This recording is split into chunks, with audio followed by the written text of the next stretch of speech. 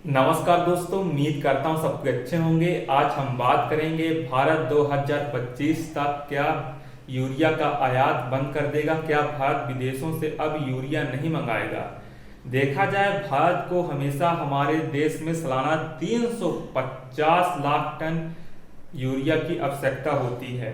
तो इस हिसाब से जो भारत है, भारत अब यूरिया का आयात करीबन 2025 के बाद बंद कर देगा। भारत आत्मनिर्भर भारत बनने के लिए अब देश में ही रासायनिक उर्वरकों का इस्तेमाल होगा और इस हिसाब से भारत 60-65 साल से फसल उत्पादन को बढ़ावा देने के लिए, आप सब जानते हैं, बढ़ावा देने के लिए रासायनिक उर्वरकों का इस्तेमाल कर रहा है।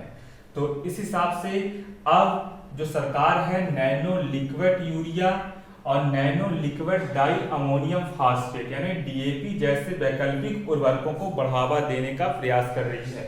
यह नैनो लिक्विड यूरिया और nano liquid di ammonium phosphate जैसे वैकल्पिक उर्वरकों को बढ़ावा देने का प्रयास कर रही है और भारत में लगातार यूरिया का आयात होता नजर आ रहा है। करीबन भारत को सालाना 350 लाख टन यूरिया की आवश्यकता होती है।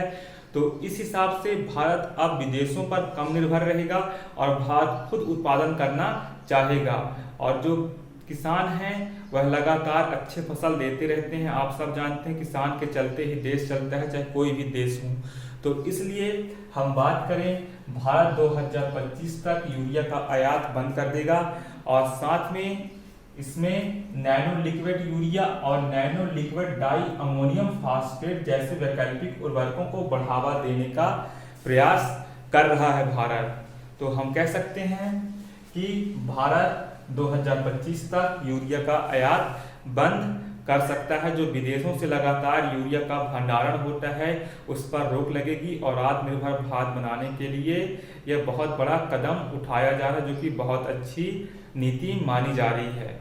साथ में आप लोग जानते हैं, यूरिया का ज़्यादातर इस्तेमाल करने से जो जमीन की उर्वरक शक्ति लगातार कमज़ोर होती जा रही है। जो जैविक खाद हैं उनकी काफ़ी ज़्यादा आवश्यकता है, लेकिन वो ज़्यादातर अगर आप बनाते हैं तो महंगे भी पड़ रहे हैं, इतना ज़्यादा जैविक खाद भी नहीं हो पा रही हैं।